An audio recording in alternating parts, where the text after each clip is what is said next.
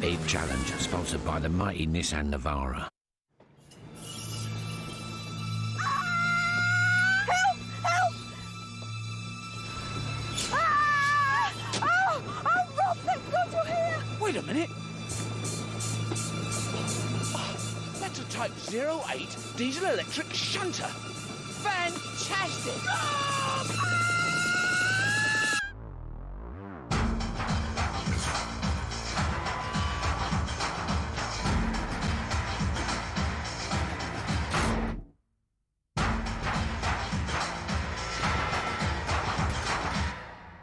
Welcome to a very special Scrapheap Challenge, the show that invites everyday Einsteins to build viable vehicles from the dunes of debris that are the heap. It's all aboard the Scrapheap Express as we challenge our teams to build locomotive leviathans with enough pulling power to shift a 30-ton carriage! And we set this most ambitious of challenges to celebrate the 200th anniversary of the world's first rail locomotive, when it puffed its way along the Merthyr-Tydfil Railway on the 21st of February 1804 at a top speed of just 5 miles an hour. The Penny Darren sparked a revolution in transport that would change the world forever. In our epic bicentennial challenge, 3 teams will attempt to build gigantic locomotives that must pull a 30-ton carriage over our quarter-mile course. Then we'll find out who's the Kelly Holmes of the railway world in the Scrapheap Loco Sprint. It's truly a colossal challenge. Team 1 are a trio of seasoned steam freaks who believe the old way is the best way. Jeff, Reva, and Team Captain Turbo are as Somerset as Scrumpy. They're the Clagsters. Planning to douse the Clagsters' coals are Team 2. Captain Pete, his son Andrew, and family friend Ian are going loco, dreaming of a diesel-driven victory. They're in training. Last but certainly not least are Team 3. Dino, Steve, and Team Captain Mr. C are rail maintenance engineers confident of putting on an electrifying performance. They're the Nutcrackers. Teams! Yay! Welcome to a very special Scrapheap Challenge. Now, as I'm sure you're all aware, it is exactly 200 years since Richard Trevithick produced the very first steam-powered rail locomotive. Of course, trains have moved on a great deal since then. Oh yes, and to celebrate the railway age, we've decided to set one of our toughest challenges to date. You'll need to draw on all your expertise in the field of steam, electrical and diesel locomotion to build robust rail racers that can not only rip it up over our quarter-of-a-mile sprint course, but can also pull a full-size passenger coach in the ultimate test of train toughness. Now, it's a tall order, teams, and you have just 2 days to labour on your locos. Clangsters, are you fired up and ready? Yay! Nutcrackers, are your batteries charged? Yes! In training, are you fueled up, ready to go? Yes! Wait for it, teams, wait for it. Go! Hoping to help the Clagsters steam towards victory is an old friend of the show. Formerly chief engineer at the National Railway Museum and now working on the UK's biggest steam engine, he's Richard Gibbon. Richard. Hi. I'm Turbo. Hello, Turbo. Hello, Richard. I'm Jeff. This is Jeff. I'm Andrew. Hi. In training can rely on the expertise of a true diesel disciple, a loco builder extraordinaire currently working on new stock for Midland Main Line trains. He's Dave Yates. Right, Dave, gents. Hello, Hey, Dave. Nice to meet you. Yeah, Dave. Ian. Ensuring that the Nutcrackers don't short-circuit is another familiar face. Fresh from building battery electric vehicles for use at the Athens Olympics, he's back on the heap. He's Nick Bell. I'm Nick, I'm your team expert. Hi, Mr. Nick. C. Hi, Mr. All C. right. Dino. I'm Dino. Hi, Nick. All right, Steve. Steve. All right. Right, Nick. We've got to build a steam locomotive. The challenge is to build a diesel train. We've got 2 tests to do. We've got a traction test, we've got to pull a big carriage, and we've got a speed test. So we're going to have a boiler on there somewhere, presumably? Boiler. We're going to drive onto one of the axles here. So we're going to put steam engine here. Starting with the basic bogie, with which all our teams have been provided, the Clagsters aim to build a classic steam loco. They hope to find an old-style steam engine that will be plumbed to a coal-powered industrial boiler that will be kept topped up from a large water tank. A chain and 2 sprockets will transfer drive from the engine to the axle of the bogie. The Clagster's steamy sprinter has the potential to generate impressive power and speed, but steam locos are notoriously volatile, especially those built in a hurry. The idea is obviously the bogie to mount a power unit and obviously to drive through a differential or something down to the wheels. A large diesel-driven vehicle will be central to In-Training's build. They plan to mount the engine, gearbox and rear axle of their donor vehicle directly onto their bogie and drive the bogie wheels by means of a belt and pulleys.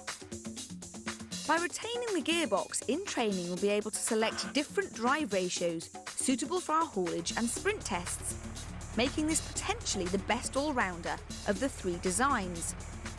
In-Training's Achilles heel is their belt drive. If it loosens, their loco will lose power, and if it breaks, their challenge is over. If we start with a bogie, we need electric motor, electric forklift truck, something like that, baggage carts, something like that. The Nutcracker scavengers will be on the lookout for a battery-driven vehicle, such as a forklift or a milk float, which will sit atop their bogie. Like the Clagsters, they plan to transfer drive from engine to bogie wheels by means of chain and sprocket.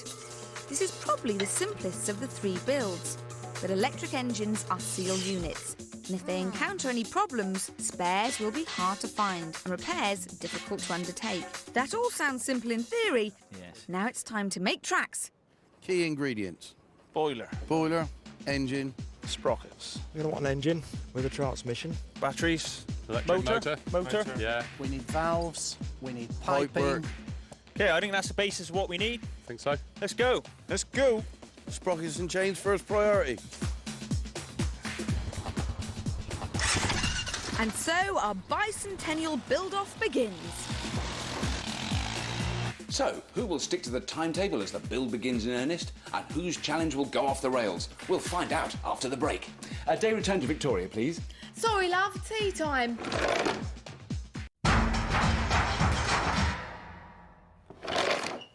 Where to, love? Oh, pull yourself together, Lisa. You don't work on the trains. This is Scrapheap Challenge, where our 3 teams have embarked on a great railway journey, building working locomotives from scratch. Now let's go.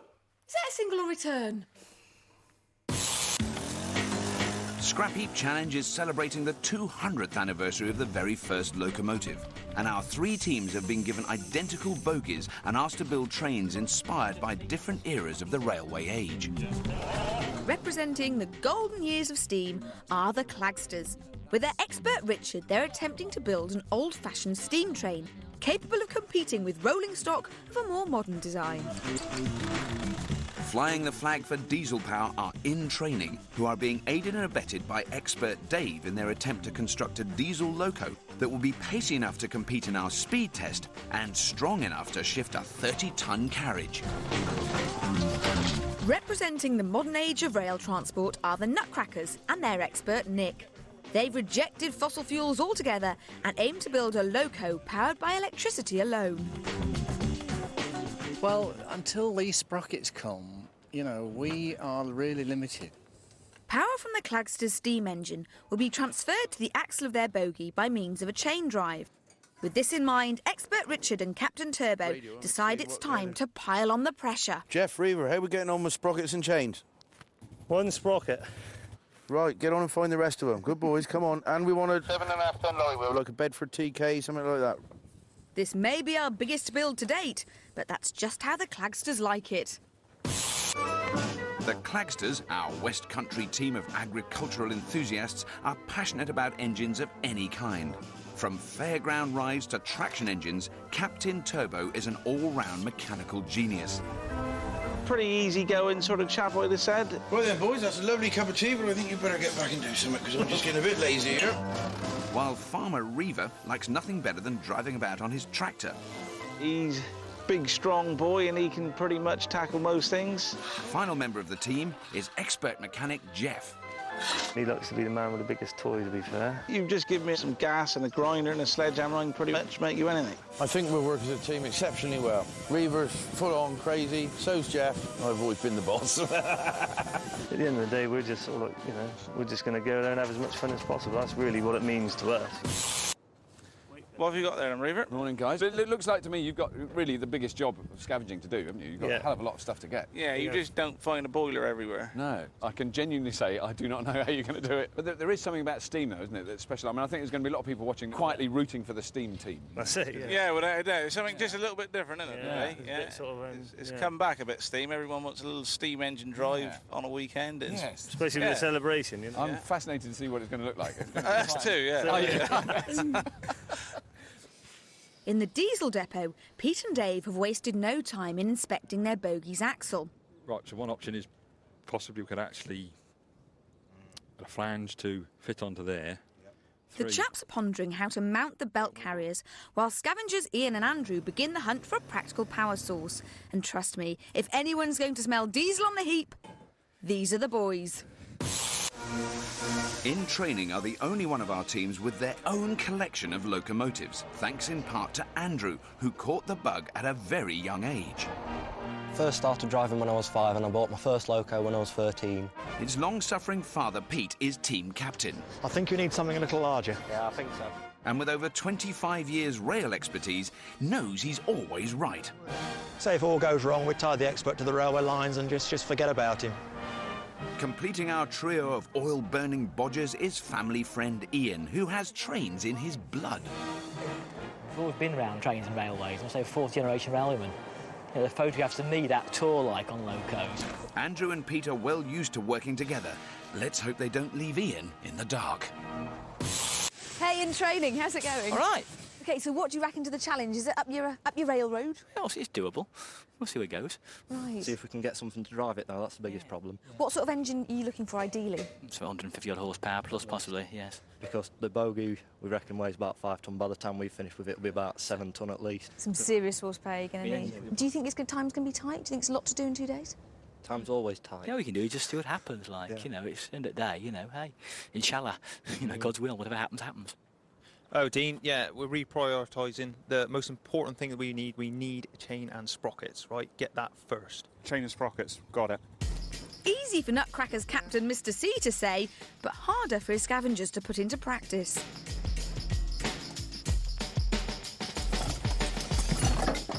Hey.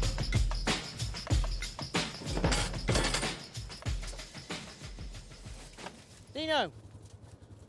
There's still not a chain or sprocket in sight, but something has caught Steve's eye. There's a motor there. With a brake on it, look. Hello, Andy. It's Dino here. We've located an old milk float right in the back of the heap, but we're going to need some help to get to it. Yeah, OK, Dean, no worries. We'll get a hoister up there and lift it out. So stand by, all right? Drag this back? Yeah. Shifting a beaten-up builder's van should prove an easy task for these high-tech haulage heads. The Nutcrackers, our team of bright sparks from Somerset, reckon they have just the right battery of talent to win. Heading up the team, Captain Mr. C is an Olympic triathlete with a great track record. Sometimes when he's thinking, he normally goes off on one, so you got to just give him a nudge just to wake him up, like. Joker in the pack, Steve, is their welding supremo. He likes to laugh and a joke, and he's usually 80% work and 20% messing about. Completing the threesome is Dino, electrical genius and budding biker. He's more of hands-on electrical, mechanical side of things. I just enjoy the larger things in life. Working together, maintaining rolling stock, they hope to use their modern technological talents to trounce the opposition. Hey, Andy, I think you need a bigger ring spanner. We're definitely in to win it. We are going to try our hardest. I think we'll get on really well. I don't know whether we'll trust Dean on the quad, though. We are the ultimate. Nobody's going to beat us.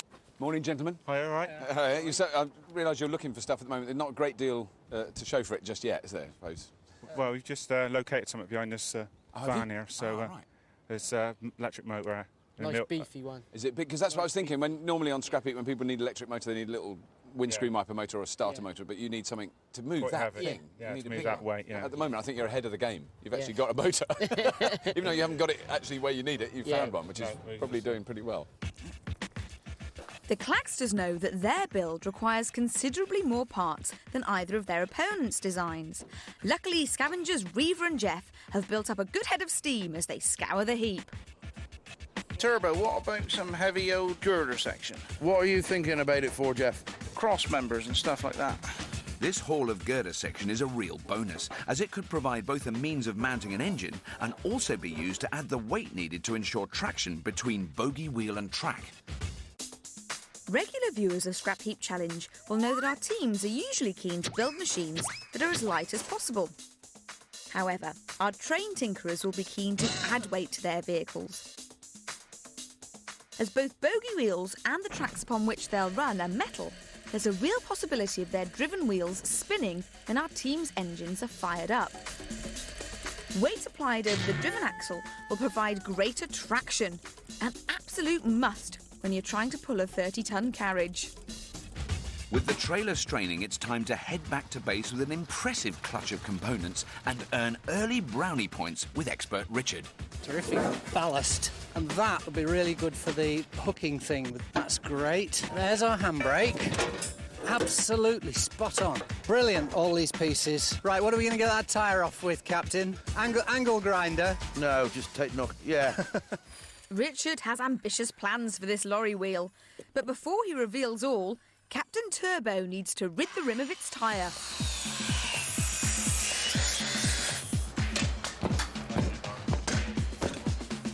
They don't do that at Quick Fit. Clagsters, it looks like a hive of activity here. We're all up and going. What we're doing at the moment, we're just trying to get the drive sorted out, which is going to be from the train wheel to this lorry wheel to a sprocket to the engine. This is going to be a problem for all the teams, so we think we'll try and get it cracked first, and everything else is, in question marks, easy.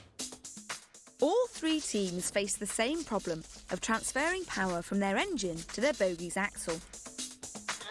Fitting sprockets or belt pulleys is not an easy job, as the wheels of the bogie cannot be removed, whilst the axle is just too thick to cut and weld back together. With this in mind, the Clagsters plan to cut the lorry wheel in half and weld the two halves back together around the axle before welding the reconstituted rim to the inside of the bogie wheel. This will provide the Clagsters with a solid carrier onto which they can mount their sprocket. Jeff? Back on the heap, Steam Scavengers, Reaver and Jeff are looking excited about something.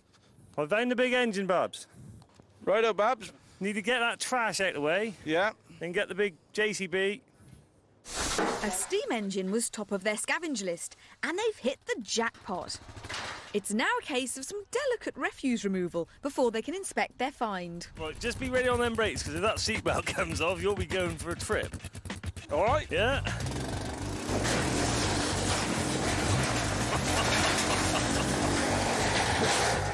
If you think the blue van looks a bit new to be scrapped, you're quite right. It's in perfect working order and belongs to the Scrap Heap's owner. Oh dear.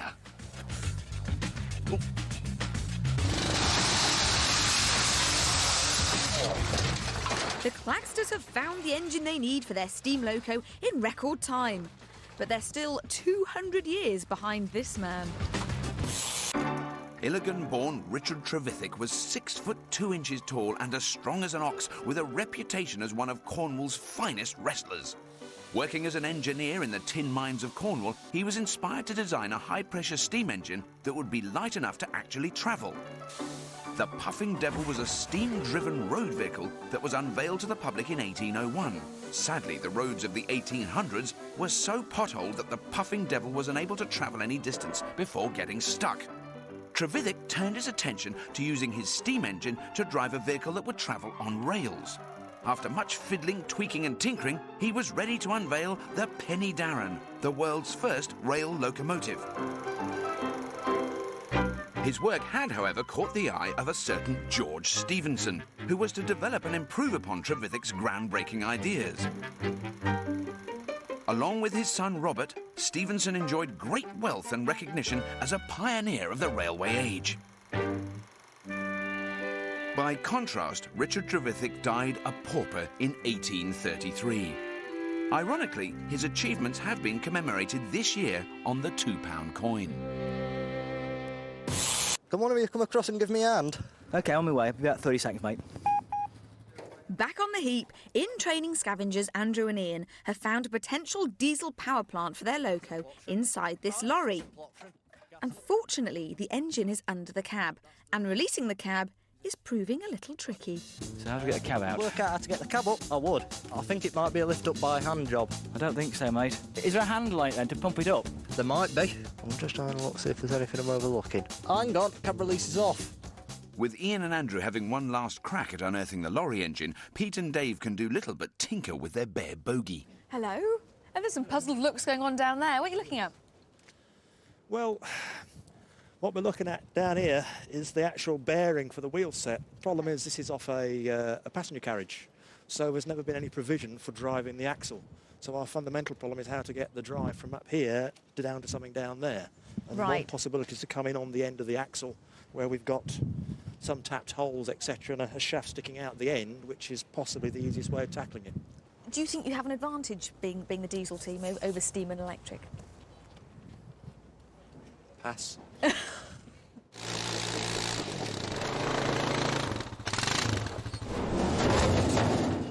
Steve and Dino think that their best bet will be to remove the electric motor from what is in fact an airport baggage trolley in situ. But Nick and Mr. C have other ideas. Instead of us ripping bits out here, if we could get the whole lot out and get it back, then we've got all the bits, or most of the bits we need, with us. Yeah. Yeah?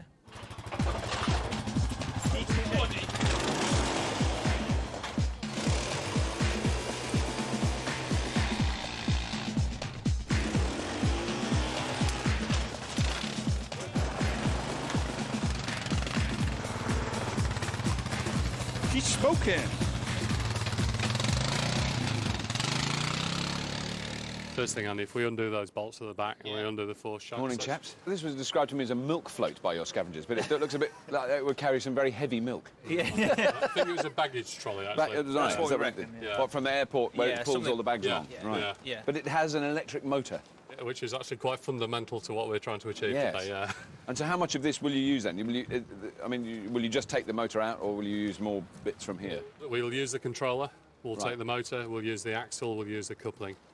Oh, so you'll use the back axle that's already on here? Use the back axle that's already on there. Yeah, we need that. Yeah. We need the lot, basically. Everything part of the body. Yeah. Right, so you don't know, right. You never know, we might be able to use that, I was just going to say, can you not just stick the whole thing on top? That's just a thought, actually, isn't it?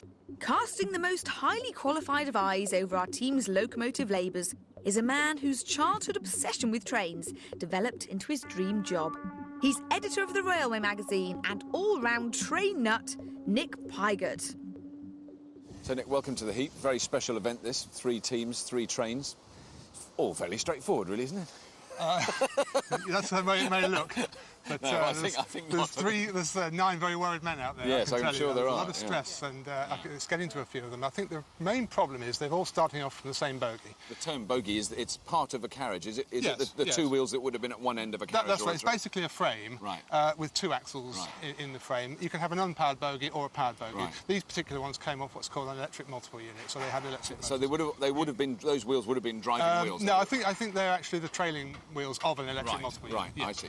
They've all got the same problem in that the original axle was plain. They can't get the wheels off the bogie because they're too heavy. Yeah. They can't slice through the bogie because it just weaken it. Right. So they've got to design a way of cutting the sprocket and then getting and it then back fitting around. it around that axle. So that axle has to remain intact. Yes. We've been used to seeing, quite large trucks or cars or tractors moving along on Scrapheap, but these are so big and so heavy. I don't think we have any impression of how much pressure is needed to start them rolling. Each bogie weighs 5 tons before they even start. Right. Once they get on the rails, they're going to need all the weight they can on each axle in order to get the grip to pull the coach. Yeah. But is there one team's overall concept that you think is the one that's got the most potential for working? It's quite finely balanced at the moment. It's early days yet.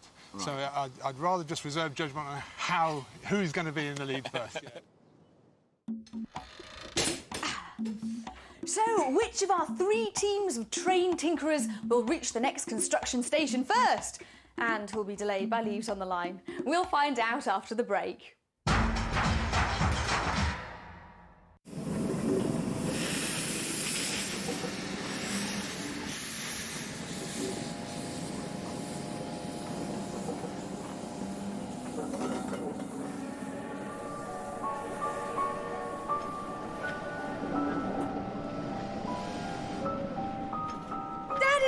My daddy!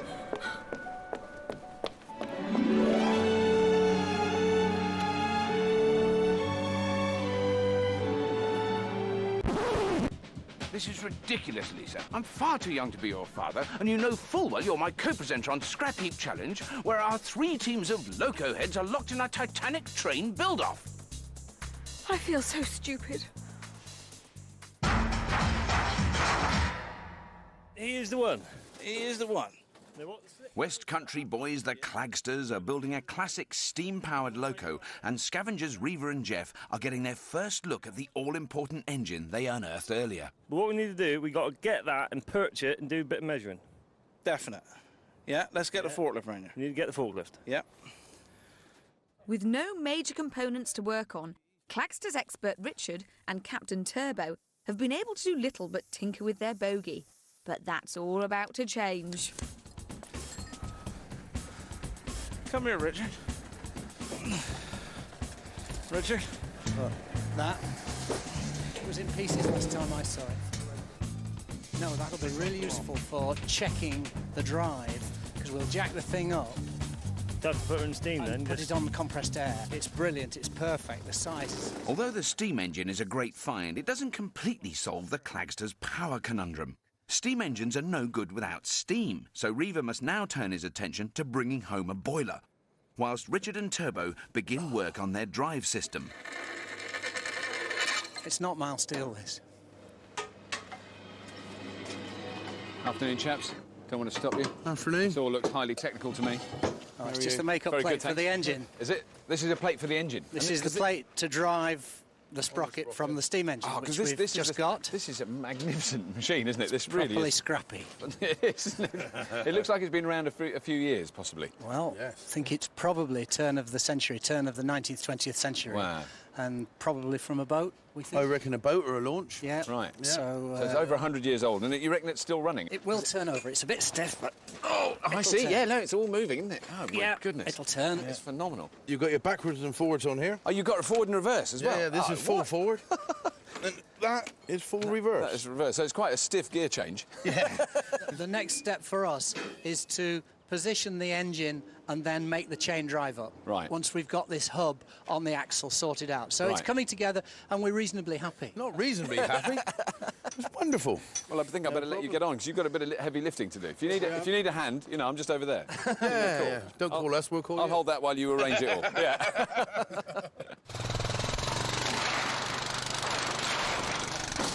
Back on the heap, Reva is budging an old banger in true Clagster style. Ah, what's under here, Reva? Yeah, and what that is. Under the clapped-out car, he's spotted what looks like a boiler in pretty good nick. So as the forklift is again called into action, the Clagsters are well set. And now only need a water tank before they can start plumbing up their loco engine. Bright Sparks, the Nutcrackers, got off to a dream start with the discovery of this battery-powered baggage cart, the motor of which they plan to utilise as the prime mover on their electric loco. I know it's a lot to cut through, but... Yeah.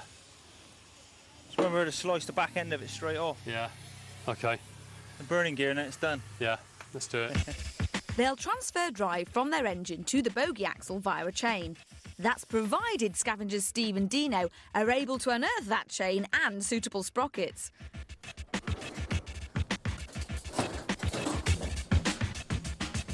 Ha! Dino! We have a cog. Hello, Andy. Hello, go ahead, Steve. I've just located a cog. We just need to find a chain to fit it now. Yeah, OK. Well done, Steve. Keep looking. Yes. Yes. Spot on.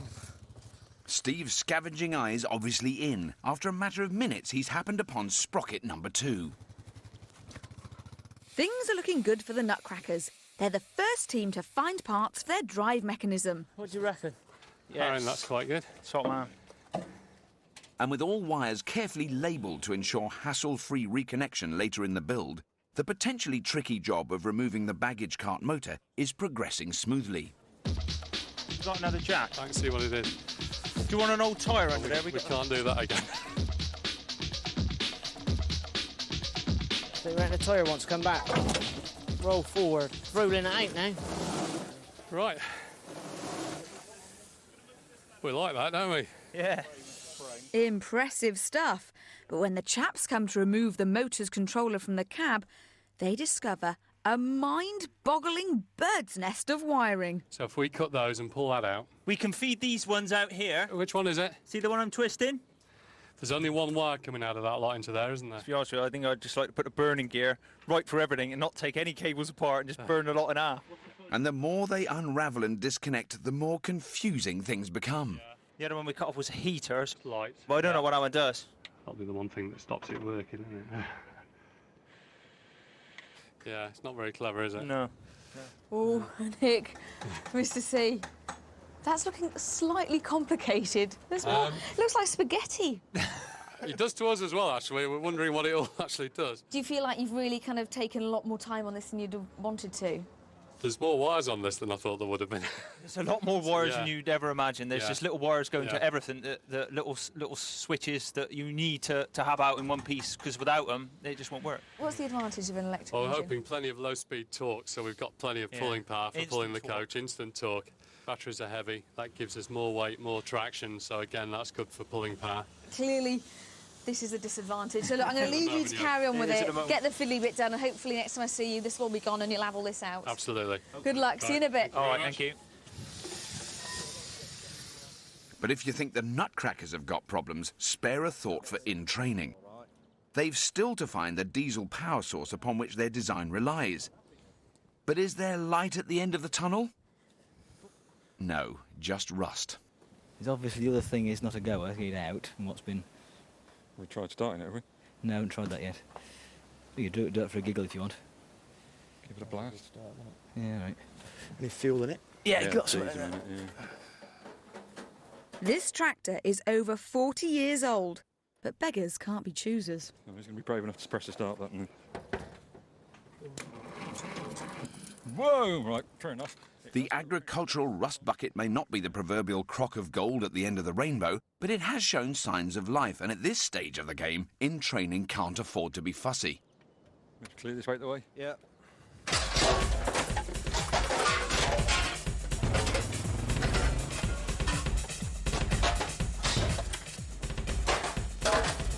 Thank you, sir. You're a gentleman.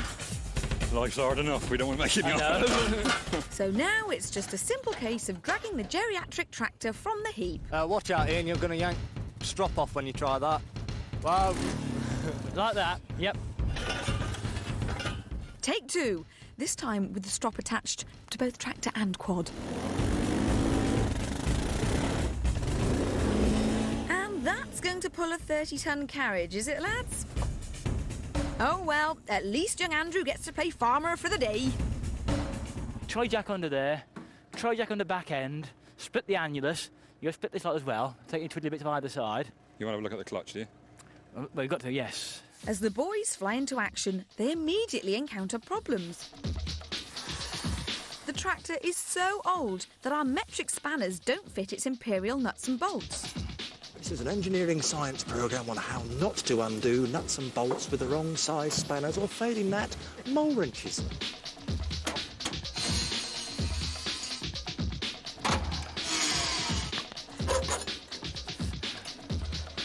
Engine separated from gearbox. Not a good sign. Oh, goodness me. Afternoon, gentlemen. Oh. Afternoon. Oh, because I've only seen this tractor from a distance, and it looked like a tractor, but now I look at it a bit closer, it looks like a fairly rusty... Hulk? A Hulk, yes. Do you think it's going to do what you need it to do? Hopefully we can free the clutch up. Is that what you're looking at the moment? You've got a big problem with the clutch? We thought the clutch itself, the pressure plate might be broken inside, but it's actually the bearing, which is a lot simpler to do. Right. So what is the plan then? So how much of it will you use on the... Everything. Oh, you will use the whole Probably thing? the wheels might disappear. Take the wheels off. But if we can get this to work, right, it'll be to actually get the drive from the axle to the bogey wheels. Yeah. It'll make life a lot easier for everybody. Yes. Because what is the plan with that? What are you planning to do? We haven't got a plan, really. That's developing, that plan. Yeah, that plan is yet to be planned. And if a seized clutch wasn't enough, a closer inspection of the tractor's radiator reveals that years of neglect have left it with more leaks than a Welsh field. These were not quite the scenes we'd imagined when we designed a challenge to honour such a rich history. In the century that followed the pioneering work of Trevithick, locomotives were to develop beyond all recognition from the early iron horses. As steam trains became bigger and faster, tracks began to crisscross the country, allowing goods and raw materials to be easily transported over great distances and ordinary people to travel as never before. The golden age of the railways was typified by iconic locos such as the mighty Flying Scotsman. But by the 1950s, the pressure was on for steam, as more efficient diesel-powered locos began to roll off the production line, leaving only bands of dedicated enthusiasts to keep the steam dream alive.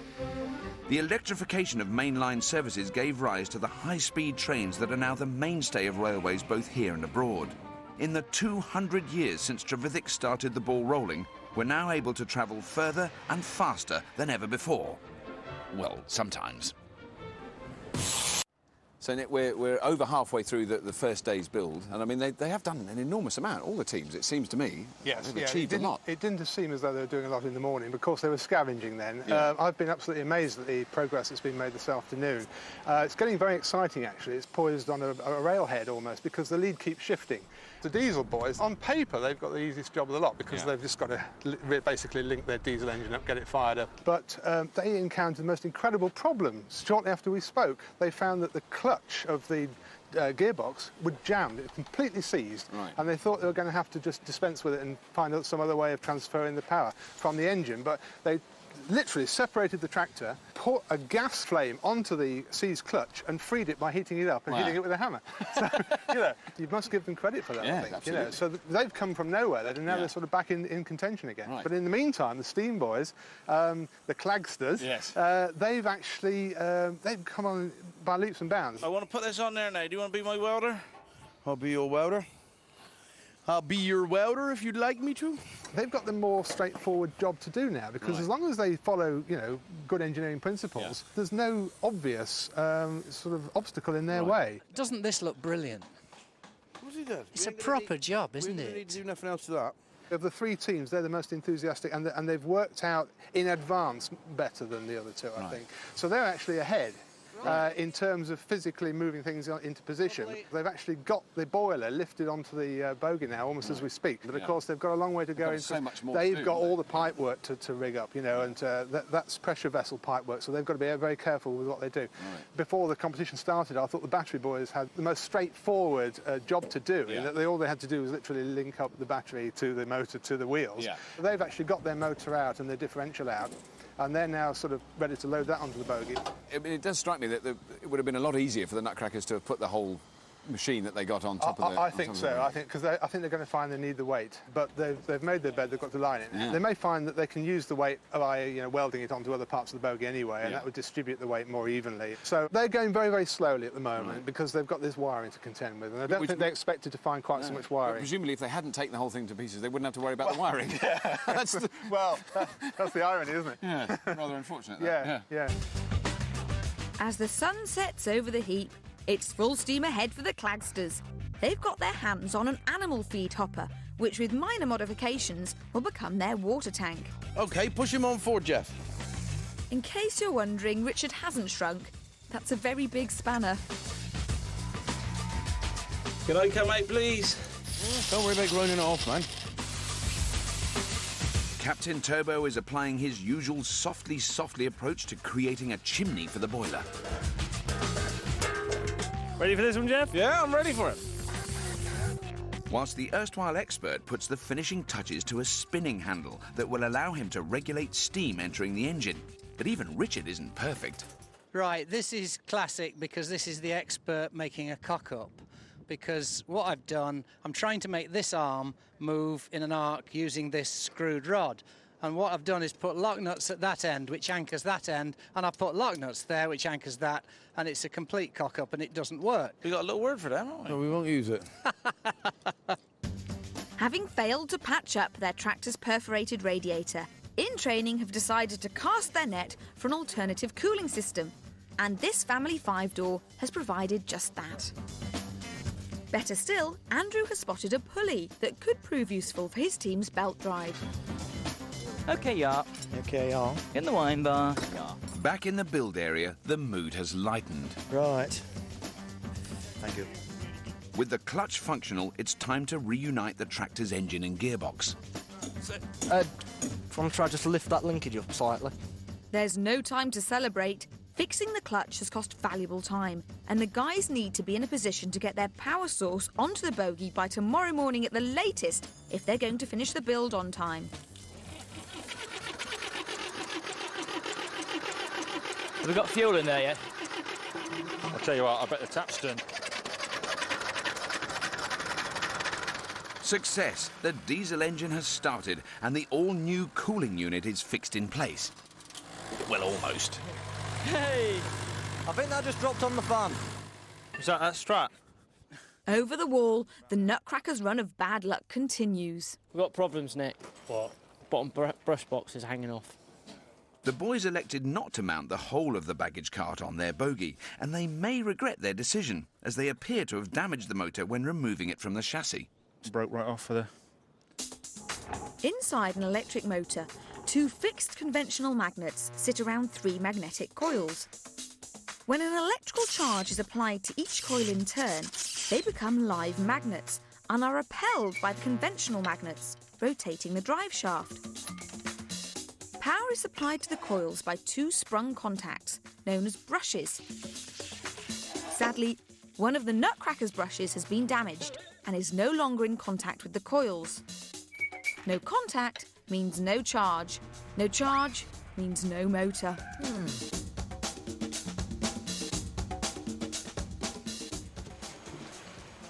Teams, you have 11 hours remaining, which of course means it is 1 hour to beer o'clock. 1 hour left, teams. Thank you. Not beer for me. I'm not allowed it. We're a lot further than halfway through the build. The clock is certainly ticking for the Nutcrackers. Dino is working furiously to repair the plate that holds the all-important brushes in place on their electric motor. Damaging the plate when removing the motor from the baggage cart was a big setback, but the Nutcrackers are refusing to panic. Well, if you don't mind, Steve. Mr. C and Nick have begun work on mounting their sprockets on both the electric motor wheel and bogie axle. Once the sprockets are mounted, the guys will be in a strong position, provided they can get the motor working. No pressure, Dino. In training have had a much more positive end to the day than their electrical adversaries. With their diesel engine running smoothly, they can now turn their attention to the complex task of attaching their belt pulley to the tractor's rear axle. The diesel boys have certainly pulled things round in the last few hours, but it's been the Clagsters' day. With their engine, boiler and water tank mounted on their bogie already, there's cause for further celebration when Reaver emerges from the gloom with a length of chain that should be meaty enough to drive the bogie axle. I'm very excited about my chain. That's more like it. And better still, like an oily owl, he's spotted the larger of the 2 sprockets he's been scavenging for all day. That's the big one. Go back and find the small one, young man. So with seconds left, Team Steam are just 1 sprocket away from solving their drive dilemma. OK, teams, hold it there for the day. It's time to shift your semi-built shunters to the sidings for the night and take some well-earned rest. Straight to bed, boys, as we'll all be back here tomorrow when you'll have just 10 hours to refine your rolling stock. But well done, teams. It's been a good first day. Well done, teams. Halfway there. Halfway there. So with just 10 hours remaining to ready their rattlers, will our teams reach the terminus on time, or will they be handed a fine for late running?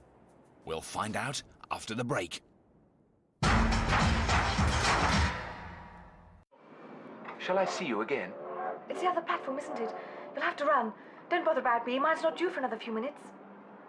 Shall I see you again? Yes, of course. Perhaps you could come out to Ketchworth one Sunday. It's rather far, I know, but we should be delighted. Please?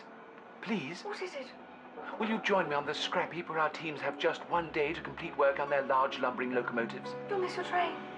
All right. Run. Goodbye. I'll be there. Thank you, my dear.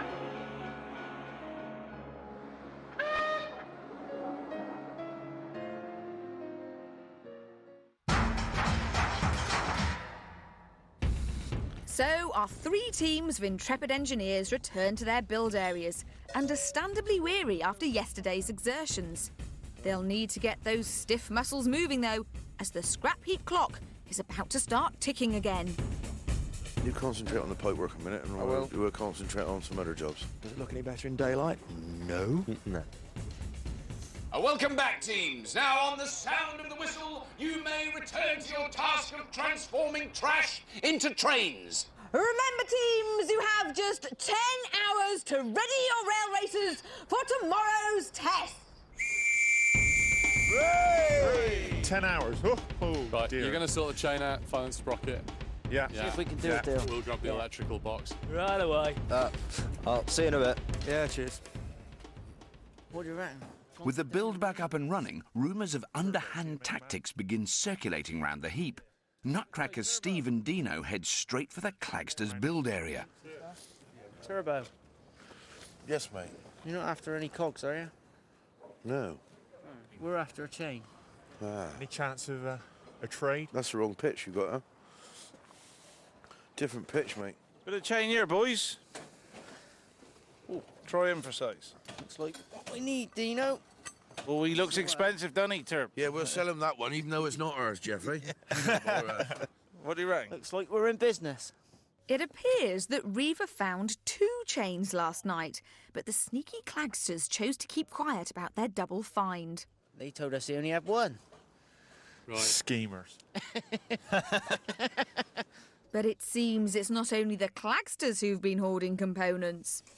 It's too big for us, so We'll let them have it. This sprocket won't fit the Nutcrackers chain, but looks to be exactly the right pitch for the Clagsters drive system. yeah. Thanks for the chain. I think you might need that. Doesn't fix our pitch. So there you go. Oh well, at least there's honour amongst thieves. Where have all the power tools gone?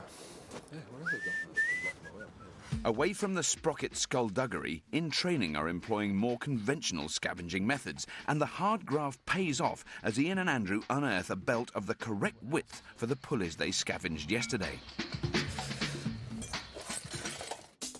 Failure to find a belt has given our diesel doyens a mechanical migraine.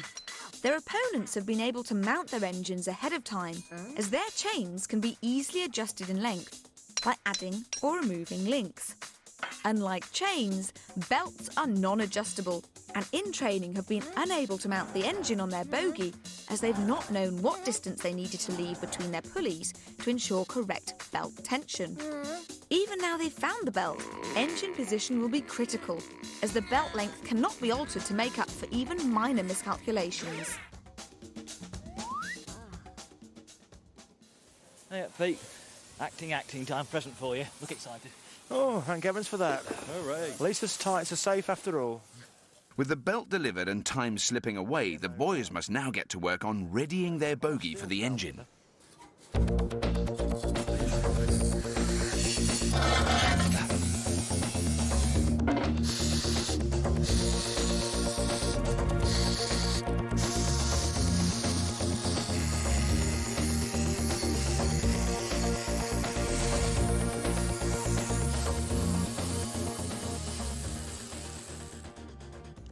So, Nick, the clock is definitely ticking now, I think, for all 3 teams, because, you know, last night I thought they've really done well. This morning, you can see all the gaps between the things they've still got to do. Yes, it's getting very nerve-wracking now, isn't it? The Clagsters look like, they, you know, at a glance in the night time, it looked like, wow, they've nearly finished, but then I had a look this morning. Well, it's an enormous amount to do. appearances can be deceptive. The Clagsters look as though they're way ahead, but in fact, they've got so much work to do, as you say. They've got all their water pipes to fit up, and they're hunting around for central heating pipes. They can't use those for the steam because of the pressure, so they've got to find the right sort of metal, copper probably, for the steam pipes. Right. Then they've got to weld them all up in such a way that they're not going to leak. So that's going to take an enormous amount of time. With half a day left, you know, it could be that they're overtaken by one of the other teams. Right. Yeah, because in training, I've got all they, from what I can gather, all they've really got to do is mount their tractor, run a belt round the 2 wheels they've put on there. They've got all that fabricated already. In training, are poised for a great leap forward, I feel. They're way behind if you look at them, but all they've got to do is get that tractor lifted onto that frame, position it just right, and then weld it up, and then they've only got their drive to worry about, really. Well, the Nutcrackers also, they've had their fair share of disasters, haven't they? But I mean, they seem to be overcoming those slowly. Well, again, brilliant engineering. I'm very impressed with what they've done. They've actually fixed their commutator and bush problem that we had yesterday, and they've now got their motor drive control box loaded onto the bogie, and they're now wiring that up. So, you know, again, they are well ahead of where they were yesterday. Our judge is absolutely right. Expert Nick spent yesterday carefully cutting this sprocket in two and is now working out its final position on the axle. Meanwhile, Dino is busy draining oil from their motor's gearbox. What are you cooking today, Dean? Dinner time. Lovely. Lovely gravy for you boys. I was going to say it's a bit like the missus's, but it's... Is it? No. Well, it's not as Kill lumpy me. as that. No. Oh, you're dead. You're dead. For sure. With the oil drained and Steve in the domestic doghouse, Dino's keen to gain access to the motor's differential gear. A differential allows two driving wheels to turn at different speeds when a car turns a corner. This is because the outside wheel must travel further than the inside one. If one of the wheels is off the ground, the differential will direct all of the engine's power to the airborne wheel. Unless the Nutcrackers can find a way of locking up their differential, all the power will be directed to the redundant wheel and not their sprocket and chain, making their loco a no-go. So it'll be welded there and there. And in true Scrapheap style, they've decided to lock their differential by jamming a bolt in it. Right, so you've chucked the bolt in there. That's jammed it up nicely. We're just going to weld it up in a minute. Like the Nutcrackers, steam enthusiasts the Clagsters have also opted for a chain drive, and Jeff has been entrusted with mounting the all-important axle sprocket.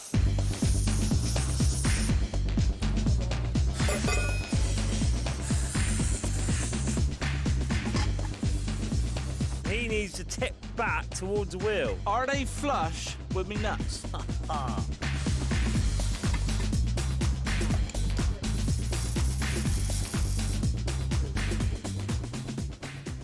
Morning, gentlemen. There's a little find. Oh, look, you've done so much. Well, the clock is ticking now, isn't it? yeah, I can tell you've got your work less than cut 7 out. hours, but we've got the pinion, this So that- sprocket now right. firmly fastened to Right. the axle. That was the big worry. Right. The pipe work is our next opportunity, crisis, whatever you call it.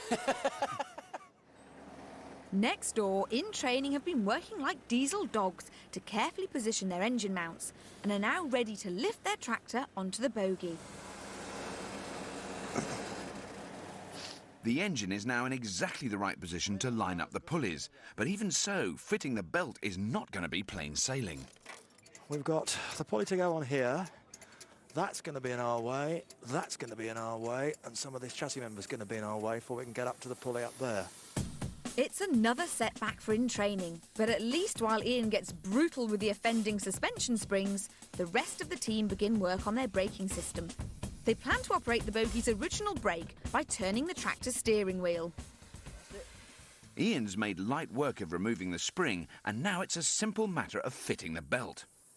It's not actually that far out, that. Probably have to take a bit of tension up, Matt. We'll have to blow that away, I reckon.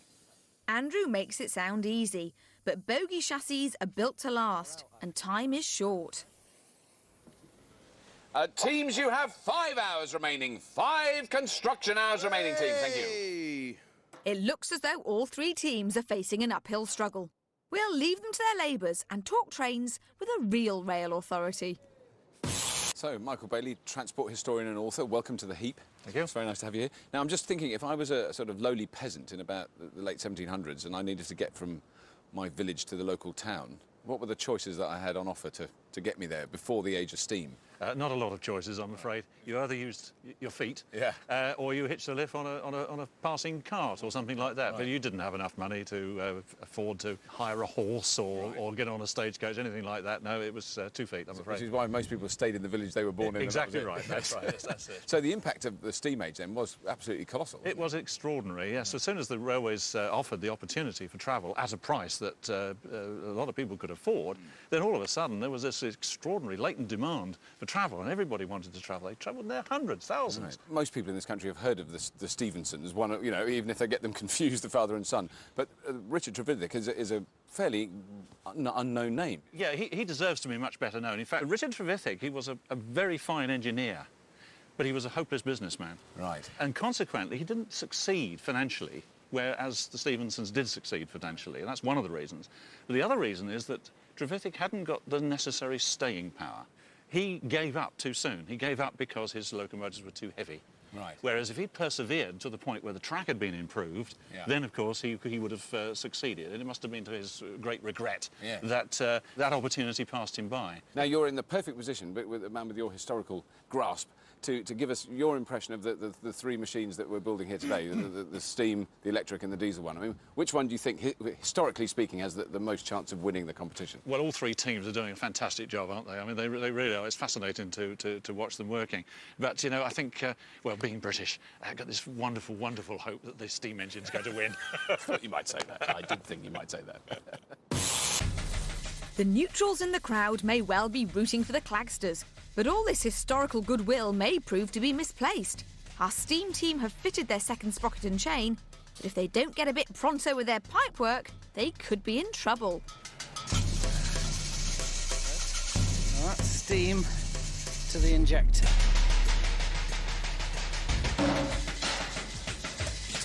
Multitasking here. Multitasking? Are you multitasking over there, Jeff? What's multitasking? It's the management fart speak for people doing more than one job. It's what engineers have been doing all their lives. The Clagsters always knew that theirs was the most complicated of the three builds. Multitask they might, but with a mountain of pipework still to contend with, perhaps we can begin to understand why the age of steam came to an end. The Nutcrackers don't have to worry about plumbing, and with their battery safely back on board, it's a simple case of connecting it to the motor and ensuring she's a runner. Got the right hand there, have you?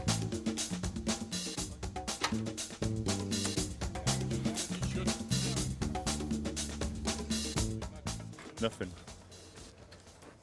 With less than 4 hours left, the Nutcrackers will have to pray that this is the result of a dodgy connection and not the faulty brushes they thought they'd fixed this morning. Ready for a try, Dino? Handbrake's a bit tight. Yes! Yes! Absolutely fantastic. What a relief. Ideal. Relief all round. So what was the problem? Hey, Nutcrackers. Afternoon. Is everybody getting a bit peachy over here? Just a little bit. Yeah. Nick, that is the biggest smile I've seen on your face since you've been relief, here. honestly. I just have visions of spending hours going through all this spaghetti trying to get it to work, but we don't have to do that now. We plugged it in, switched it on, nothing. Everybody's hearts sunk. No. We're all sort of looking at one another, then remembered we hadn't plugged the foot pedal in. Plugged the foot pedal in, completed the circuit, it's fine, and away it went. And just, that's it. everybody's hearts lifted then, you could see it, and everybody said, oh, go for that. Well, I think it's fair to say, Nick, it's been a quite extraordinary build, isn't it? I mean, they've done an amazing amount in the time allowed. I'm absolutely full of admiration for all three teams, Rob. Not just this afternoon, but over the 2 days. I'm awestruck by it. Yesterday, the in-training team got their tractor engine running, but today we've had an even bigger breakthrough in that the Nutcrackers connected up their battery to their motor and it runs. All right. So the only engine we actually haven't had running now is our steam boys, the Clagsters. They haven't actually got theirs going. No, but then you would understand that. They have actually introduced some quite interesting innovations. They've erected a bicycle on their bogey. The bike is operating a pump. It's what's called a feed pump. And so someone who's got to pedal all the time they're running. That is excellent. Yeah. I had a good look at the in-training machine, and when they first said they're going to use a belt, I went, that just can't possibly work. There's no belt-driven trains ever, surely. But no, I don't. The belt's pretty substantial, isn't it? Yes, it's very substantial. It's well up to the job. The interesting thing is, all three engines develop about the same horsepower. Is that right? About 25 horsepower. Oh, so it really is anyone's guess as to who's going to... It's a real three-horse race. It is. In training are in danger of being non-starters in our three-horse race if they don't get their belt fitted soon. Despite the diesel team's best efforts, parts of the bogie are still obstructing the belt, and more time-consuming refinements are needed.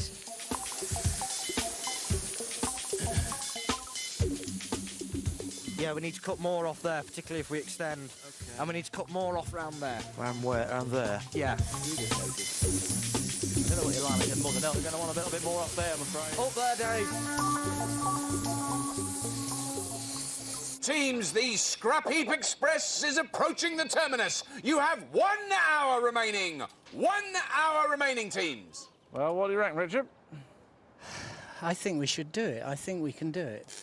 The steamy Clagsters were yesterday's early pace setters, but with minutes left, they're the only team not to have checked that their engine runs. They do have the option of running a compressed air test, but before that's possible, every pipe must be connected and every joint sealed. For the fully charged nutcrackers, it's a different story. With their chain fitted and engine fixed in place, the lads can sit back, admire their handiwork and taunt the opposition. See this? That's go. Yeah, that's not flat in the battering. Stop. We're gonna win! No, you're not. Well, our electrical enthusiasts do have a point. There are literally minutes left, and if in training and the Clagsters don't get a move on, the Nutcrackers will be unchallenged in tomorrow's test.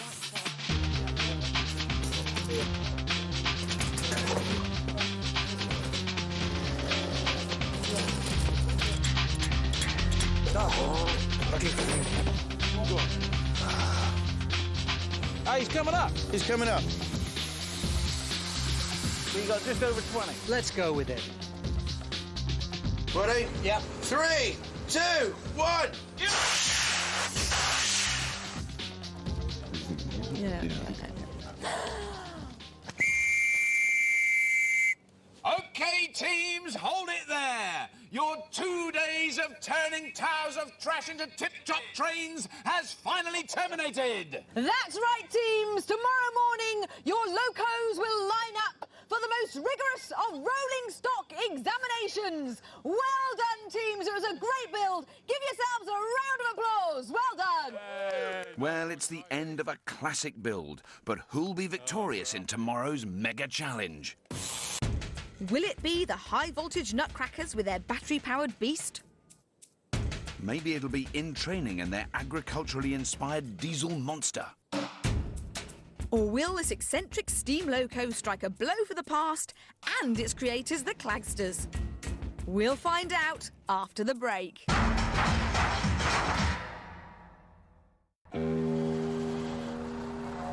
I hear my train coming. Slap it on.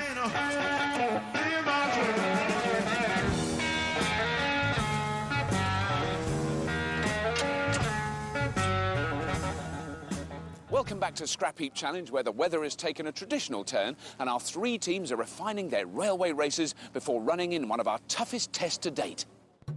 First up for our teams is the ultimate haulage test, as we challenge their locos to pull 30 tonnes of railway carriage over our quarter-mile course. After that, it's on your marks for the railway sprint, as we test our team's locos for sheer speed. As the Scrapheap shunter sets the carriage for round 1, the teams take time to fine-tune their locos, as our judge looks forward to what promises to be a day of terrific train time trialling. I don't know if it was raining on the day of the original rail trials, but it's certainly a little bit damp today, isn't it? It's very damp. It's such a shame after the glorious 2 days during the build. Greasy rails are worse than wet rails. These are pretty wet, so they may have to use sand to get a grip when they first start. Right. So there's 2 parts to the test. There's a speed run and a pulling the big carriage one. Yes. I mean, is there a team that you think's got a definite advantage with one and less with another? I'm going to go for the Nutcrackers for speed. Right. I'm going to go for the Clagsters for haulage, though. Right. They've got a very beefy machine there. There's a lot of heavy engineering they've put on it. They're really going for that haulage record. Right. Nick fancies the Clagsters to be head haulage honchos, but it's our electric enthusiasts, the Nutcrackers, who are first to shackle up to the 30-tonne carriage. But will their recently repaired electric motor stay the course? Whoosh. We're going to melt the rails. Yeah. Nutcrackers, it's only a 30-tonne carriage. Away you go!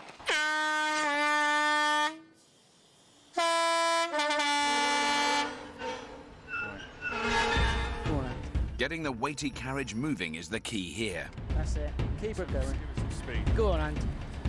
We've got it. They've definitely got it going. It's a steady start and the chain seems to be holding. Robert to Lisa, over. Reading you loud and clear, Rob. It's moving, it's actually moving. They got going without too much problem at all. I was really surprised how quickly they gathered momentum over. No, it looks like it's going at a fair old lick. It's coming down towards us like a proper train. The guys desperately need to pick up speed in the home straight. It's supposed to be harder than that. We're going to have to load up that carriage. Look at them all sitting there. Really good, isn't it? Brilliant. And with their electric motor working at full RPM, the boys are fast approaching the finish line. Oh, yeah!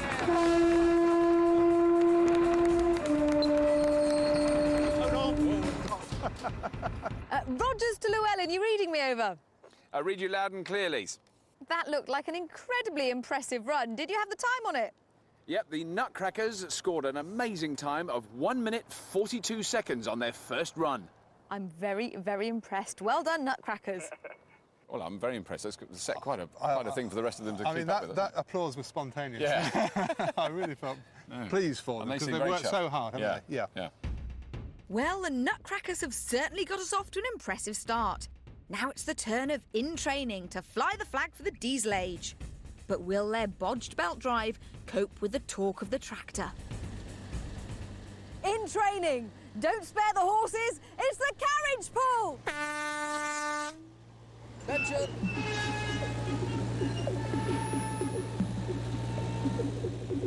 It's a veritable snail-paced start for the diesel boys. Oh, here they come. There's some movement.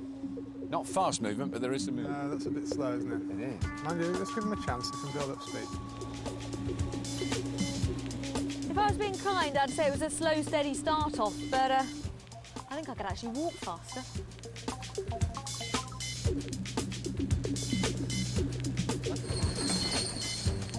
At least the belt's staying on. Yeah, I think the others were here by now. I think they were. This is where the Nutcrackers began to really pick up pace. Now, this sounds like a few old diesel shunters I've heard in my time. Chugging away very well. Yeah, chugging's the right word then. And after what seems like a lifetime, In Training are finally in sight of the finish line. Rogers to Llewellyn. I don't know if you read me, but I feel like I've grown an entire new set of nails since that happened. I mean, we were waiting for quite a long time to see any sign of them as they came round the bend. Well, actually, their time was 2 minutes, 13 seconds for that run. 2 minutes, 13. I did grow a new set of nails. A time of 2 minutes and 13 seconds leaves In Training over half a minute behind the Nutcrackers, but their gearbox should help them in the sprint. Last, but by no means least, it's the Clagsters. But will their 100-year-old engine puff its way into the lead, or will they run out of steam? Clagsters, I hope you've got a good head of steam. It's time to test your pulling power.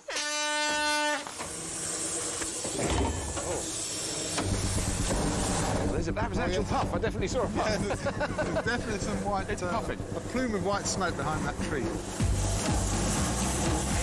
After a bumpy start, the Clagsters' maiden voyage seems to be going well.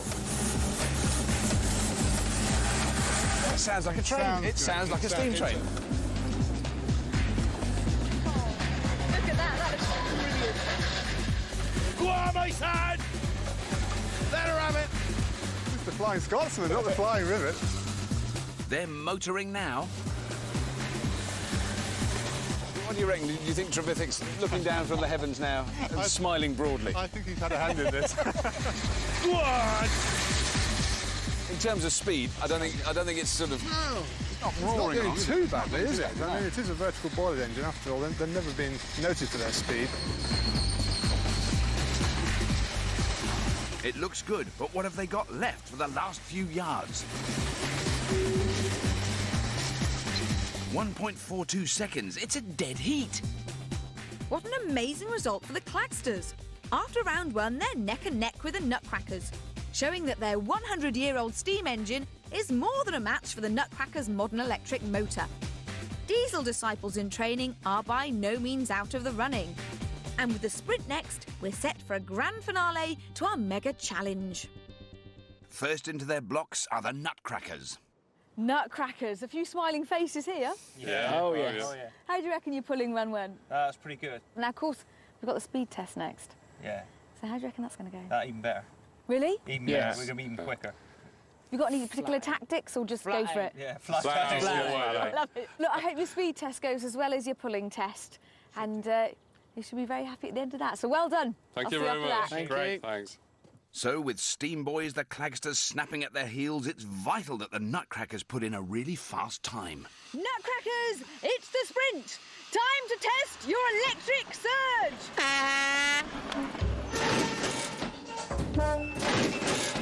What was that? I don't know. What was that? Could have been the pins on this something. The Nutcrackers heard that worrying crunch, but decide to stick with it. He's right open. Where's he go? Oh, that's hurting. I think the Nutcracker's going to be a really hard team to beat. Good. That's pretty good. That's not bad. That's not bad. I reckon that's 15 to 20. Judge Nick always tipped the Nutcrackers for the sprint, and they're not disappointing. As they fly towards the finish line, it looks like an excellent run. They're really enjoying themselves. But that looked fantastic, Over. Yeah, there was I predicting that they wouldn't go much faster. They've gone a lot faster. They did that run in 1 minute and 2 seconds. Yeah, man, the Nutcrackers are sweet. Get it? Sorry, terrible joke. 1 minute 2 seconds is a fast run, and when added to their carriage pull, the Nutcrackers' combined time of 2 minutes 44 seconds looks pretty unbeatable. In training, we're trailing after the carriage pull and have nothing to lose as they prepare for the sprint. So, Andrew, what did you reckon to your first pulling test? I think we did quite well. We got up to N, which is a good thing, but didn't know if we'd quite get there. OK, so you reckon this is going to be built more for speed than for pulling? We'll see. Well, very best of luck. The sun's come out for you. Yeah, we need So, it. cross fingers, you'll be able to get up a good speed for the end. Yeah, OK. Good luck. See you later. See Good ya. luck, boys. So it's do or die for the diesel underdogs. In training, it's time to fuel your ambition with the sprint. Go for it! Get on! Let's see if they appear any faster this time. As expected, it's full diesel ahead. Fair play, they're going at a right old whack. We just lost brakes, guys. Don't worry. Keep going for it. I'm not slowing it down. They're going much, much faster, aren't they? Just go for it. Definitely, that's a huge increase in speed, isn't it? But with no brakes, it would be. The finishing post is in sight, and it looks like an impressive run. But of more immediate concern is how are they going to stop? Yeah. Lisa to Robert, can you read me? I think that run was a lot faster than the last one. Over. Yeah, that run was indeed breathtakingly fast. They actually completed the course in 1 minute and 9 seconds, and the only problem was that they didn't stop completing it once they went past the finish line. They actually disappeared out of view, but we have heard a reliable report that all crew are safe and well, but a little bit further up the track than they meant to be. The good news is that having experienced brake failure in training have come to a halt on a bridge over the A48. The bad news is that although their time of 1 minute 9 seconds is a respectable one, it's not good enough to beat the Nutcrackers. In training's diesel dreams are over. That means only steamy speedsters, the Clagsters, now stand between the Nutcrackers and victory. Well, Turbo. Hello. Now, how fast do you reckon this baby is going to go on just the speed run with nothing to pull? Flat out, and how fast that is, we don't know. Any ideas? 20 miles an hour? Maybe a little bit more, hopefully. Brilliant. But we really don't know. Well, I can't wait to see how fast she goes. I really can't. Thank you. She's making a lot of noise. I think I better let you get back to her and get her primed and ready for the speed run. So good luck. I'll see you in a bit. Clagsters, they say the oldest are the best. Prove it in the sprint. Go on. Go on, give it to her. Come on, Richard. Jeff knows it's going to take something special to beat the Nutcrackers. Look at them go! They're giving it everything. I reckon they've got this. That steam engine is operating at full capacity.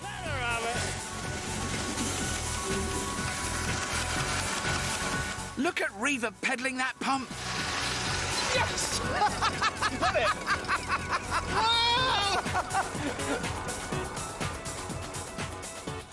Robert Talisa, over. I read you loud and clear, Robert. What's happening? Well, I've got some amazing news, basically. 200 years after Trevithick steam locomotive, the Clanksters have just passed the finish line in exactly 1 minute. 1 minute. They beat the Nutcrackers by literally 2 seconds, so steam has won the day. It may have looked as if the Clagsters' loco was about to blow at any minute, but by pushing their puffing princess to the limit, they've beaten the Nutcrackers by just 2 seconds to record a most fitting victory in this bicentennial year. Well, teams, the last 3 days have seen probably the biggest, certainly the heaviest, and one of the best scrap heap challenges ever. I think you've done the memory of Trevithick proud, so I think you can be incredibly proud of yourselves and give yourselves a round of applause. Well done, all the teams. And in this, the 200th year since the first ever steam locomotive was built, I'm very pleased to announce that the winners, by just 2 seconds, with the steam engine, is the Clagsters! Well done, boys! Well done! That's it for this epic Scrap Heap special. So join us again next year for some more titanic tinkering. And you can find out more about the locomotive at channel4.com/scrapheap. Next tonight, Samira Ahmed and Bridget Nzekwu with the Channel 4 News.